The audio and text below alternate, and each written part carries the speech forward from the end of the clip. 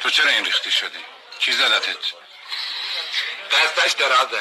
کجا؟ یه چی با من بودم، حاجی نصر، رضا 500، علی فرصت، آره اینا خیلی بودیم. کریم آقامونم بود.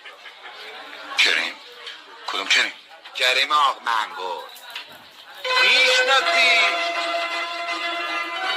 آره از ما نه آره که بریم دواخوری. تو نمیری به متقاطع، از ما تو نخش نبودیم. آره نه گاز دنده دم هتل کوپای دربند اومدیم پایین، یکی چپ یکی راست یکی بالا یکی پایین، عرق آبجو جوش رو تق نشسته بودیم داشتیم میخوردیم.